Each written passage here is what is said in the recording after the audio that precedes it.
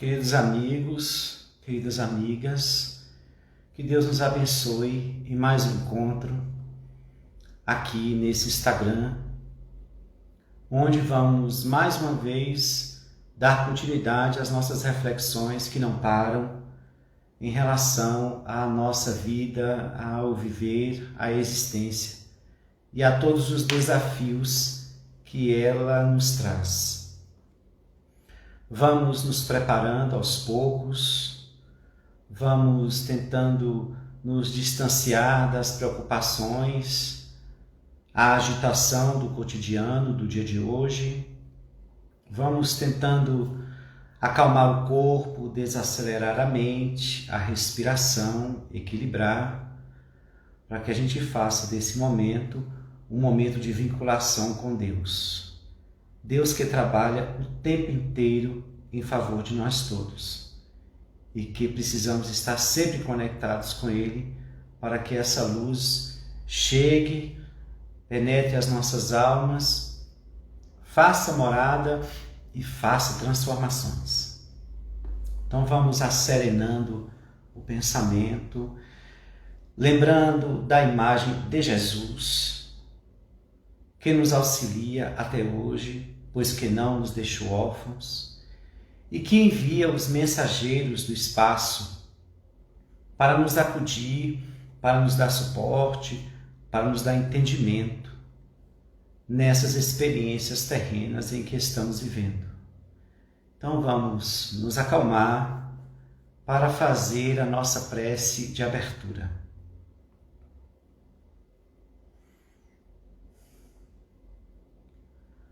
Pai de infinito amor, eis que estamos aqui reunidos novamente, dando continuidade, Senhor, aos nossos propósitos de autoiluminação.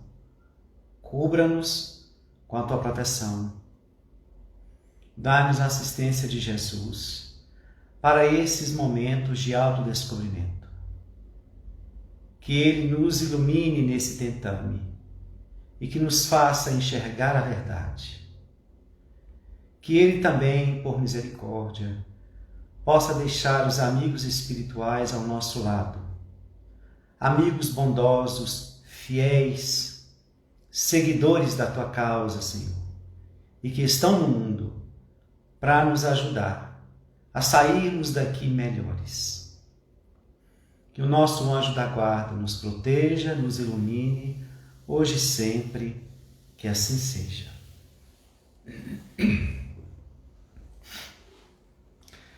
Dando continuidade aos nossos estudos do livro Garimpo de Amor, hoje nós vamos tratar do texto Amor Próprio.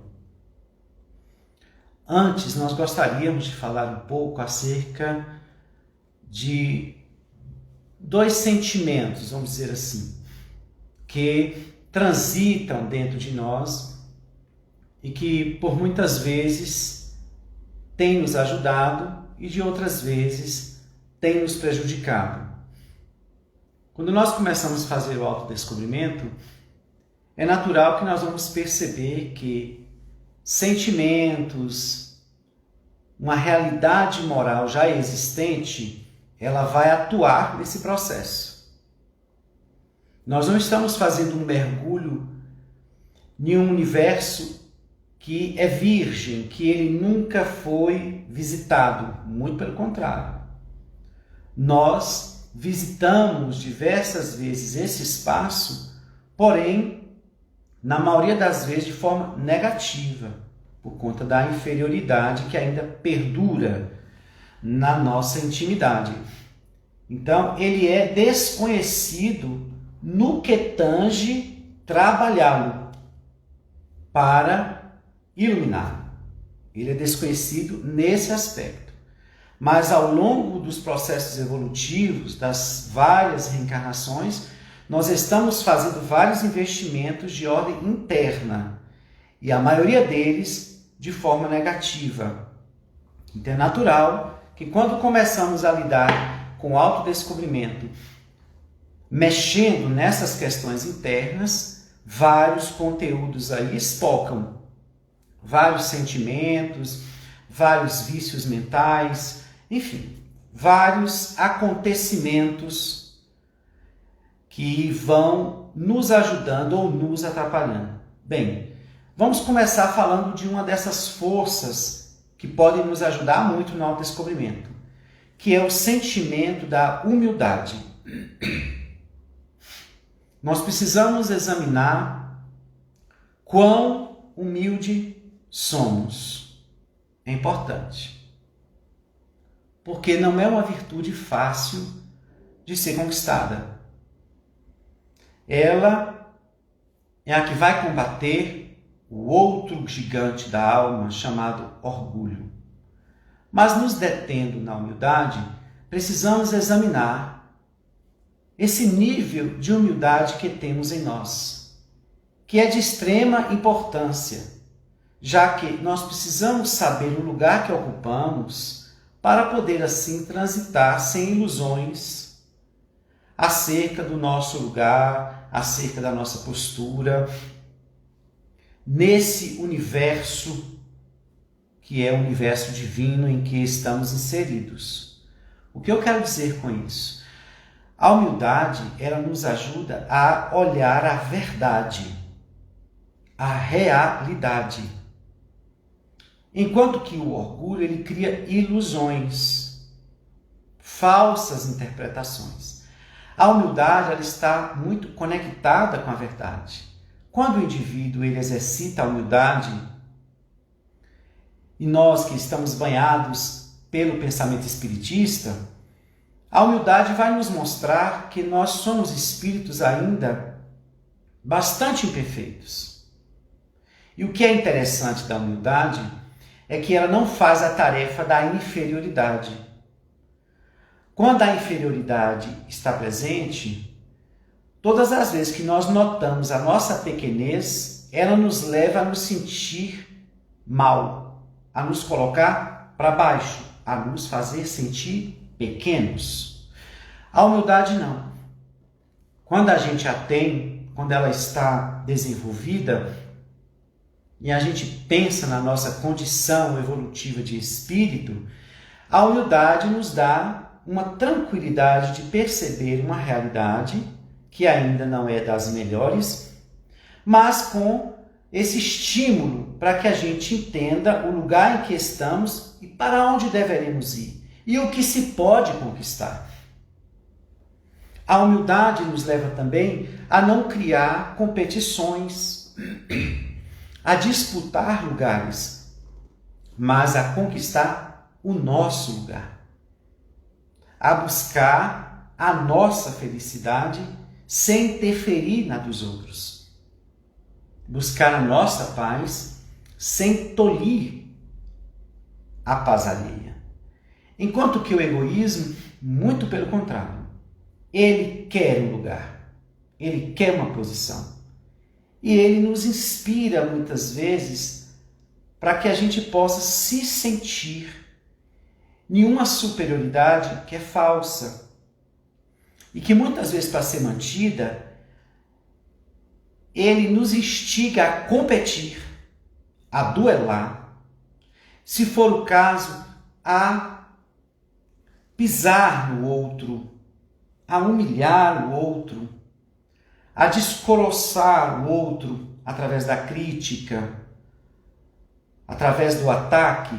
Ele estabelece uma competição. Porque ele diz para nós que nós somos importantes, mas importantes na vida material, aqui e agora. Enquanto que a humildade nos fala de uma outra importância. Nós somos importantes como seres filhos de Deus, como seres que podem crescer cada vez mais por esforço próprio, que somos importantes pela vida que pulsa em nós, e não pelo dinheiro que eu tenho, ou pela posição que eu tenho, ou por qualquer outra coisa. O orgulho se vale de coisas externas, a humildade de coisas internas. É por isso que os grandes espíritos alcançaram esta virtude. ela vai fazendo com que eles, por mais que sejam elevados, não se coloquem nesse lugar no sentido de se pôr acima dos outros. Muito pelo contrário. A humildade aí, desses grandes espíritos, e à medida que ela cresce em nós, ela nos leva a descer os palcos da falsa superioridade que o orgulho nos oferta para nos ver iguais uns aos outros. Diante da grandeza de Deus, nós todos somos seres pequeninos, caminhando a passos lentos para alcançar esta plenitude. E todos nós estamos no mesmo barco. Uns vão um pouco mais à frente, outros vão um pouco mais atrás, mas não importa, somos iguais. Esta visão que a humildade nos dá, nos tranquiliza. É por isso que a gente nota em determinados espíritos evoluídos essa tranquilidade. Eles não são ansiosos para crescer e ser superiores. Eles sabem que a tarefa de conquistar a própria felicidade e elevação é paulatina. Ele não tem nenhum interesse de mostrar que é alguma coisa.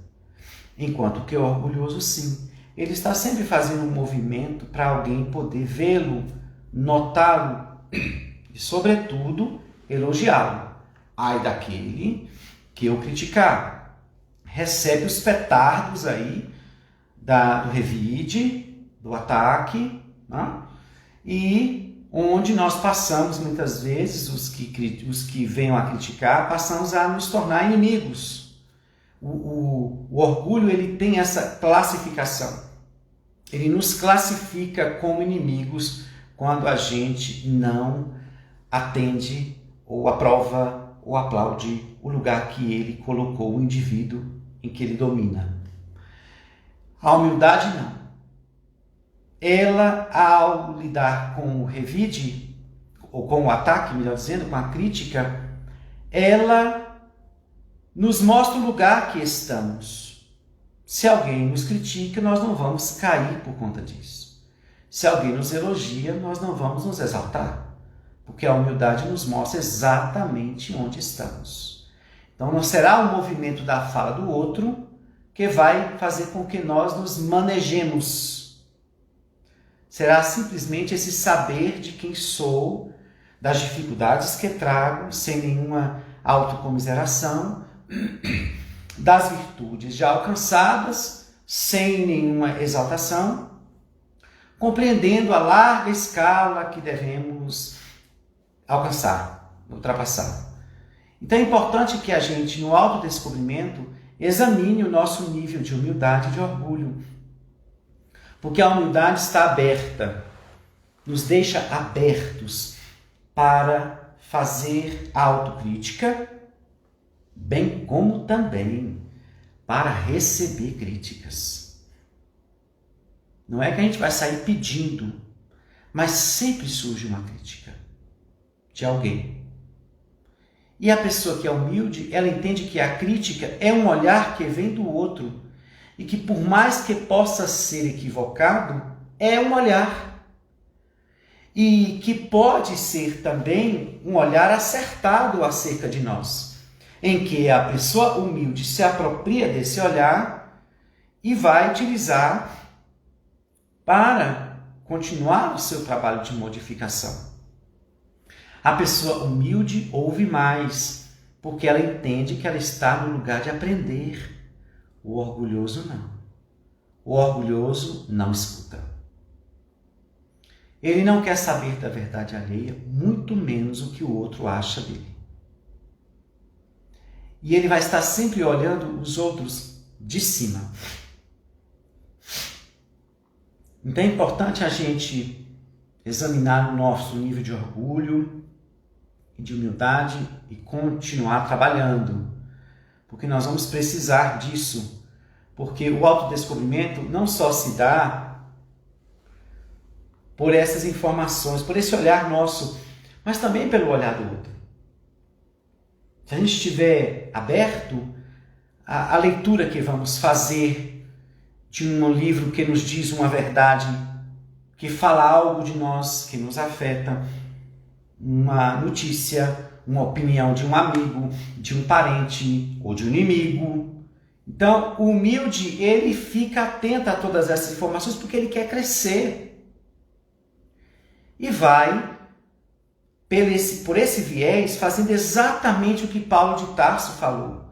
Analisa tudo e retém o que é bom. Não precisa se defender, analisa e retém o que é bom. Aquilo que vai lhe servir para você continuar a sua ascensão. No autodescobrimento, quando a gente se depara com um defeito, é difícil às vezes aceitar. Esse defeito muitas vezes é substituído por uma desculpa, ou às vezes ele não é nem tocado, ou às vezes ele é negado. Então nós precisamos ter humildade para olhar quem somos e principalmente como estamos. Quem somos no sentido de somos filhos de Deus. Isso significa que diante do Pai somos seres bem pequenos. E dentro dessa pequenez, nenhuma inferioridade, mas simplesmente desejo de ascensão. E essa é a proposta da humildade. O orgulho não consegue conceber muito bem que existe um ser superior que manda. Não. Daí ele questiona, muitas vezes, a própria divindade, a própria vida, as coisas como estão acontecendo. Ele não admite perder, muitas vezes ele não admite estar por baixo, ele não admite ser reprochado, ser desmascarado. Então ele vive numa luta, num tormento, tentando segurar uma defesa de um ser superior. E muitas vezes ele não quer aceitar os ditames da vida, a ordem divina. Ele vive num transtorno. E o orgulhoso, quando se depara com suas imperfeições, ele faz um malabarismo, ou para não assumi-las, ou para que ninguém perceba. Enquanto que o humilde até trata do assunto. Se alguém falar, olha, eu acho você muito assim, o humilde fala, você acha? Olha, mas como é que você pensa? Olha, eu também andei analisando isso, pronto, desarmou. Também analisei isso. Noto que tem isso. Qual o problema de assumir uma imperfeição? O problema é para quem não assume, que guarda um trabalho que vai ter que fazer lá na frente e talvez não terá tanto tempo assim. Então, para o autodescobrimento, a humildade é fundamental para que a gente possa se desarmar e também não criar um lugar de superioridade, que cansa, não é? Já que nós não somos superiores. Então, se eu me coloco como superior, eu estou montando uma máscara. Ah, mas como é difícil sustentar uma máscara? Porque falta conteúdo interno para sustentá-la, porque ela não é real. A própria palavra já diz, máscara.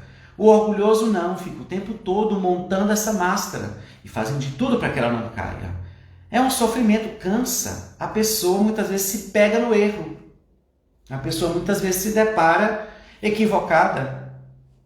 E muitas delas utilizam a irritabilidade para fugir da situação vexatória. Ela acha vexatória. Alguém vê no defeito dela? De jeito nenhum. Pode não. E assim ela caminha para a vida achando ser alguém pelo que tem, pelo que sustenta, pela máscara. Até um dia perceber que havia um leve engano aí. Ela não era quase nada daquilo que pensava. Era tudo falso. Mas por que isso tem a ver com amor próprio? Tudo. Por quê? Vocês já ouviram uma frase que as pessoas costumam dizer assim, tem amor próprio, não faça isso, que nada. Se ame. Não faça isso não. Cadê seu amor próprio? Repararam? até a impostação da voz. É um convite para o indivíduo subir no pedestal do ego. Amor próprio de Joana de Ângeles, ele pode transitar para o amor a si mesmo, como para as ditaduras do ego, onde leva a pessoa a se sentir superior, como a dizer, tenha amor próprio, ou seja, não se permita estar nesse lugar, mas é com uma busca de superioridade. Dizer, quem é você? Não se sinta neste lugar, é ascendendo a pessoa para um lugar falso. Então o ego atua aí. Então o amor próprio, ele vai se assemelhar ao amor a si mesmo, ou não. Ou o orgulho pode se infiltrar aí. Eu conheço pessoas que disseram, eu jamais vou perdoar, eu tenho amor próprio. Viu aí? Primeiramente não tem amor, porque quem ama não guarda detritos, não guarda imperfeições, não guarda sentimentos negativos. Já não é amor, muito menos próprio, não é? Então eu tenho amor próprio, eu jamais farei isso quando se trata de fazer algo que é bom para si. Nunca mais eu vou na casa de fulano, eu tenho amor próprio. Nunca mais eu vou fazer isso. E fica esse discurso, eu tenho amor próprio. Quem tem o real amor próprio, que é esse amor a si mesmo, ele entende que há uma pecha, o orgulho está atravessando-lhe o comportamento. Então, quem tem amor próprio pode muitas vezes enveredar por esse caminho de entender que amor próprio é cuidar de si. Eu tenho um amor próprio, ou seja, um amor para mim. O que significa dizer que um amor que eu utilizo, porque eu o gero, para cuidar de mim. E o que é cuidar de você? É virar as costas ou o nariz para os outros? No sentido de não estou nem aí? Não vou me misturar com essas pessoas? Então a gente vai analisando que esse discurso é equivocado muitas vezes. Quando a pessoa se ama, a pessoa tranquilamente entende o valor que tem e vai fazendo seu movimento de se equilibrar. Mas quando se usa a palavra amor próprio e reações internas do orgulho surgem, estamos deixando o ego ditar aí, comandar aí o nosso comportamento. Então não é amor próprio. Então vamos descambando, né? Vamos tombando esse orgulho que atravessa. O amor próprio, ele vai nos levar a tomar conta de nós, né? A própria casa que você tem, né? A casa sua é uma propriedade sua. Quem cuida da casa? O dono, não é? Quem cuida de sua roupa? É você. Você pode dizer, não é a moça que lava, é a moça que passa. Mas eu estou dizendo, a roupa é sua, não é? Qualquer problema que for acontecer com sua roupa, é você que vai lá defendê-la, é sua, como tudo que é seu. Então, você é seu. Então, amor próprio tem que caminhar por aí. Eu vou cuidar de mim, porque eu sou meu. Se pudermos usar assim, eu sou meu. E só eu posso cuidar de mim. Então, o amor próprio é esse cuidado, esse zelo, essa proteção. E aí não se permitir a trilhar caminhos que são negativos. Então, vocês vão vendo que o amor próprio é o amor a si mesmo. Ele faz esse trajeto. Mas o que nós estamos querendo dizer aqui é cuidado. Para que a gente não possa estar neste lugar sustentando essa prepotência, esse olhar de cima. E eu acho que eu falei isso para vocês. Quando a gente realmente se ama, a gente se afeiçoa à produção de humildade que naturalmente se afeiçoa em querer, em estar aberta ou aberto para ouvir o que fala de você. E aí que entra um grande problema. Nós estamos muitas vezes moldados pelo que os outros falam, ou o medo do que os outros falam. De onde vem isso? Da humildade que não é.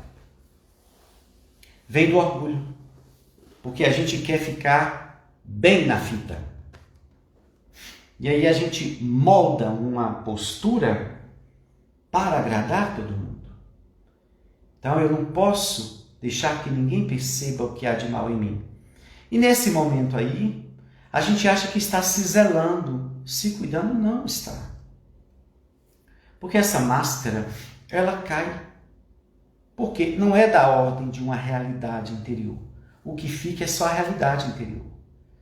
Então, amor próprio, no sentido saudável da palavra, é quando o indivíduo não se permite ser humilhado, não se permite ser colocado em uma situação vexatória, quando ele não se permite aceitar coisas que o ferem, que o maltratam. É quando essa pessoa acredita que sabe que merece um lugar ao sol, sabe que tem direitos e sabe que pode reclamá-los. É aquela pessoa que não se cala naquela resignação estática.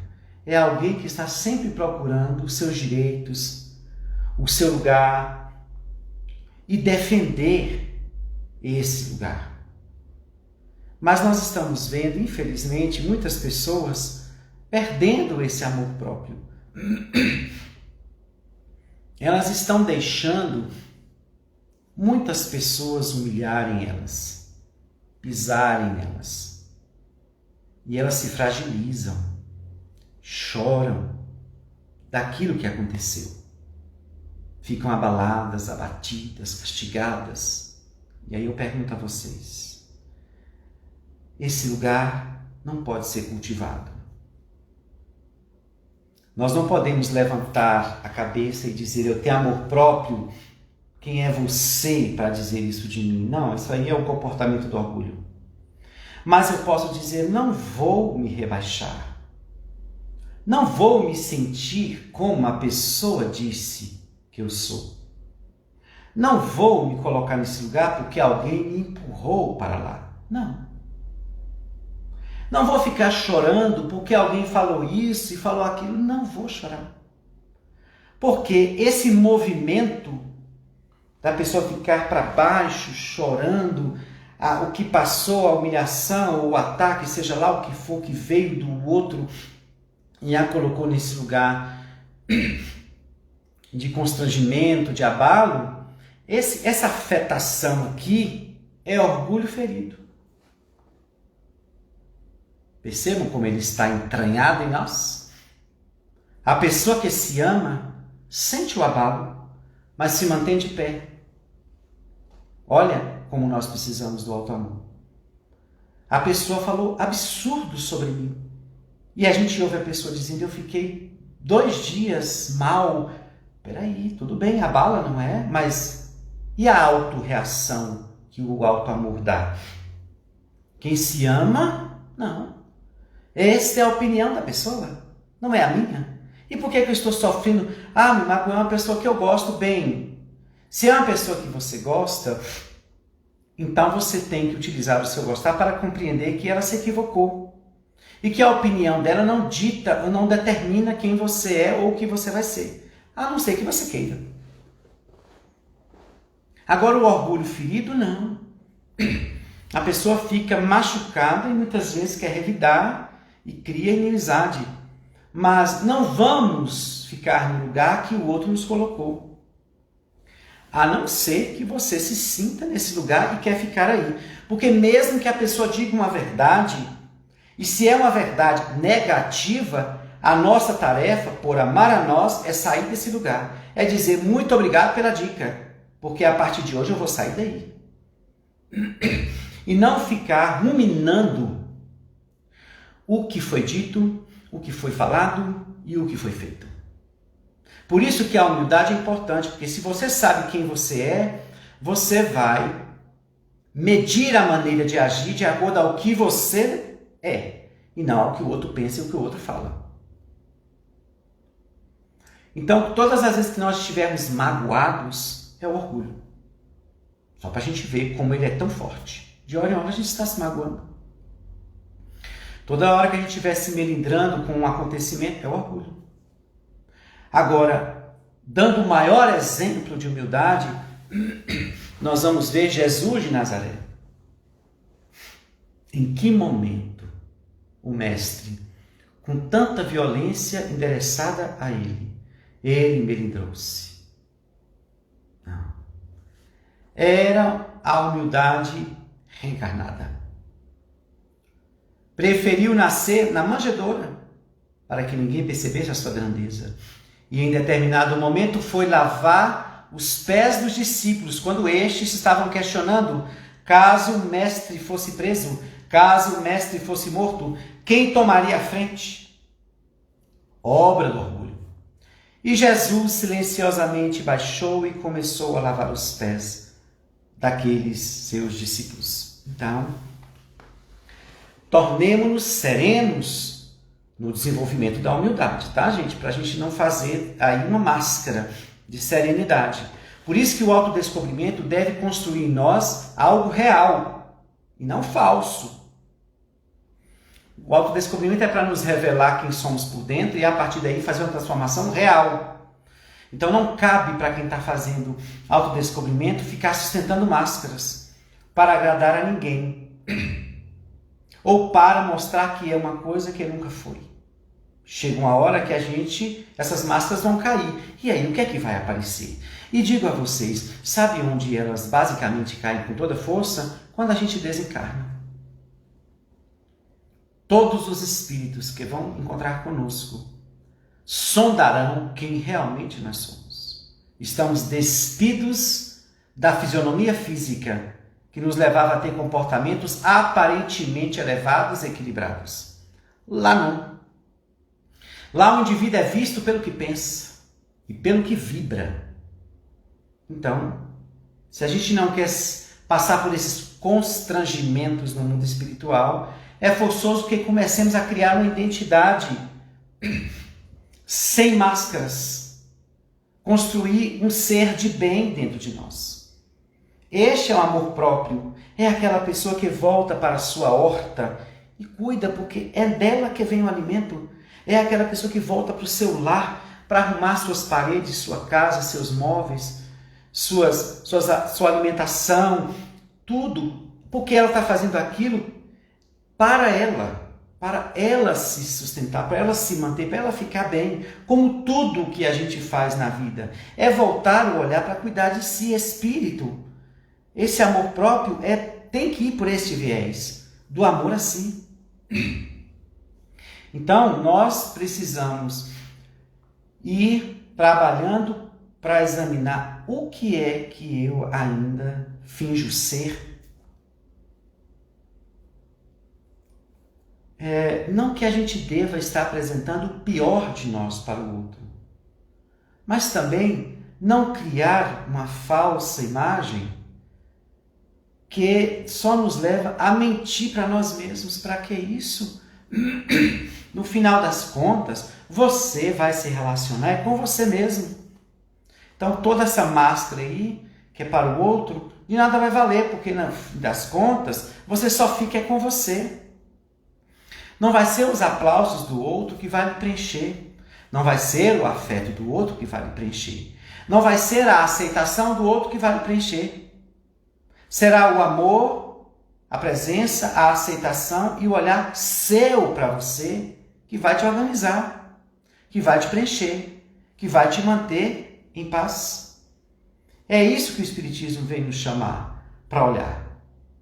Então vamos parar de estar dando tanta atenção ao que os outros pensam, ao que os outros falam, a não ser que seja como fonte de consulta. Opiniões alheias são importantes para eu fazer um balanço acerca do meu projeto de autoiluminação. Se for bom, que ótimo. Adorei esse pensamento. Se não for bom, eu não vou ficar choramingando, não vou ficar me sentindo isso, me sentindo aquilo. Não tenho tempo para fazer uma ruminação de um pensamento alheio que não pode ditar quem eu sou. Só eu tenho essa tarefa. Então eu não vou ficar perdendo tempo agradando Y e X, porque eu preciso fazer isso de forma natural. Agradar o outro porque eu amo, porque eu quero, porque eu me sinto bem. Enquanto que o egoísmo trama, não é? Nos ajudando, nos mostrando que ele está por trás ali, querendo que a gente ajude, esperando algo em troca, a gente vai entendendo como é bom também ter decepções. No fundo é bom, porque a gente quebra essa ideia de dar esperando receber. E assim desenvolve o amor real, não é? O Emmanuel diz que decepção é a visita da verdade. Por exemplo, se você se decepcionou com alguém, não critique esse alguém. Porque ninguém muda de um dia para o outro. Se você não viu quem a pessoa era, foi uma má percepção sua, ou uma ilusão, ou uma fuga de não querer ver o que estava ali, que apenas se revelou em determinado momento. Então, quando a pessoa te decepciona, aquilo nada mais é do que a pessoa se mostra como realmente ela é. Como diz Emmanuel, uma visita da verdade. Então, aceitemos a verdade e tratemos de construir as nossas relações com um olhar mais claro, vendo a pessoa como ela é e não enchendo ela de virtudes que ela nem sustenta. Ou, às vezes, finge sustentar e a gente acaba acreditando na ilusão de fazer uma relação saudável. Quem se ama começa a pisar no chão e olhar para as pessoas como elas são e as aceitando. Se eu me amo, eu preciso me dar bem com as pessoas. E qual é a melhor forma de lidar? É suportá-las? Não, porque isso cansa. Eu preciso compreendê-las. Já imaginou se Jesus trilhasse pelo caminho do suportar? Como seria difícil. Enquanto ele pregava para uma multidão que o ouvia, vários estavam ali tramando, criticando, tentando apedrejá-lo, prendê-lo. Aquele processo de perseguição que ele passou seria insuportável. Mas como era um ser pleno, ele caminhava pela ordem da compreensão, porque ele amava ele e o amor dele já estava tão gigante que já não cabia nele. Agora estava pela galáxia fora. Então ele olhava para o outro e amava a pessoa dentro do equívoco. Não se afetava. Pô, fulano falou isso de mim. Fazer o quê? Ele está ainda no estágio que utiliza desses mecanismos. Olha como Jesus olhou para João, para Pedro, que o negara, quando dissera, eu jamais vou lhe trair, Senhor. Eu te amo.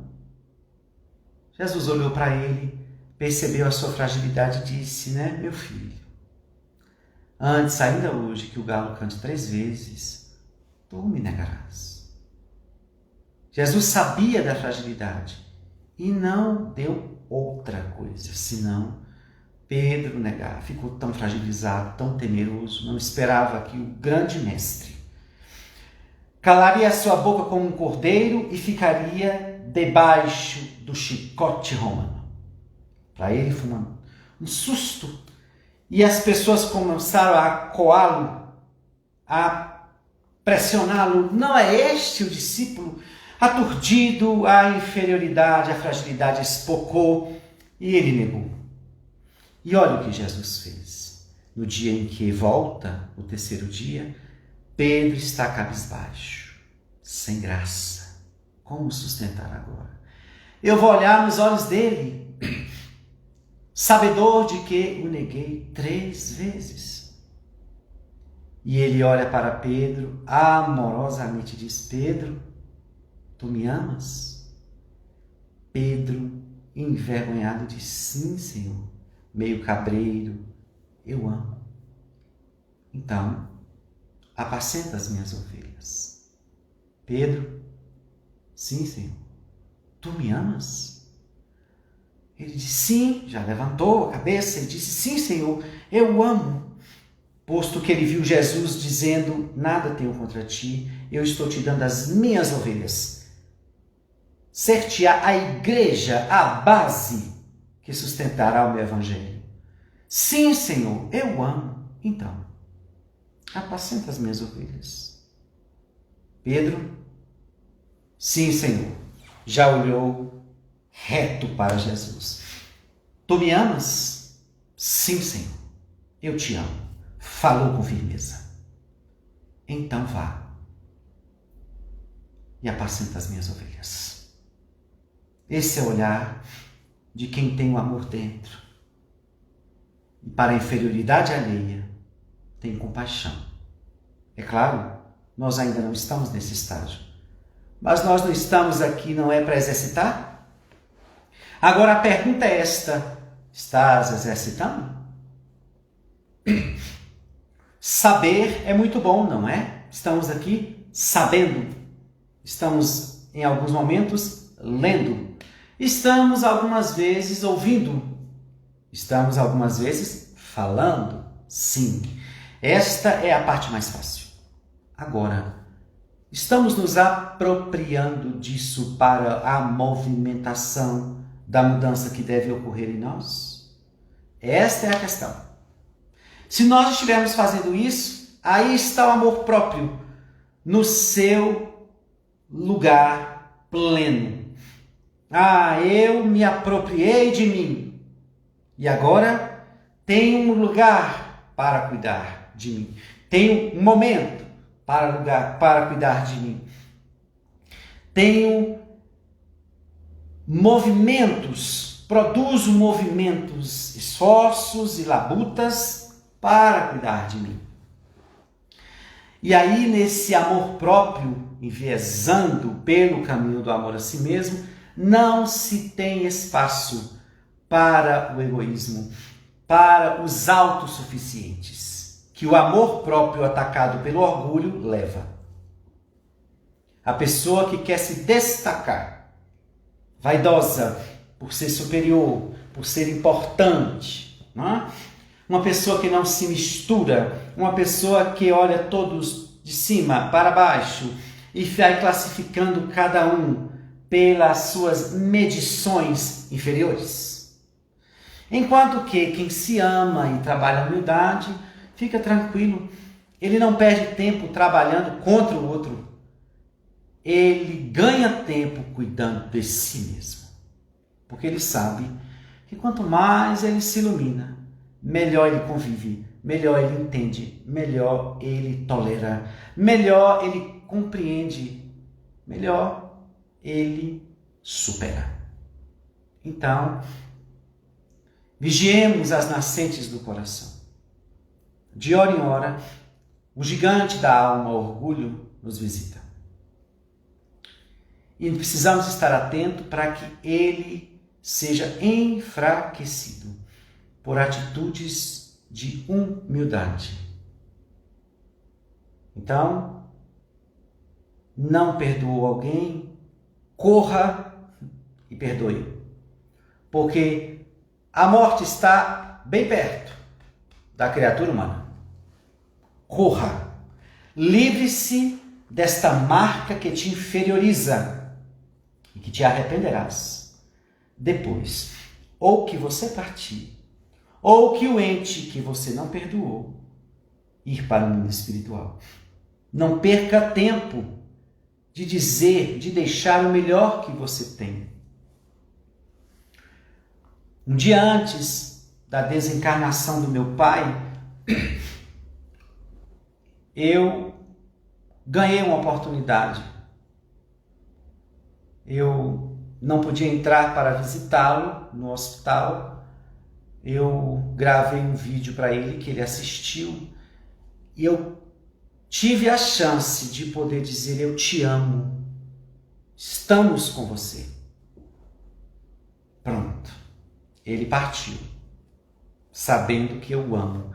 Mesmo que não se precisa dizer esta frase para que o outro saiba que você ama.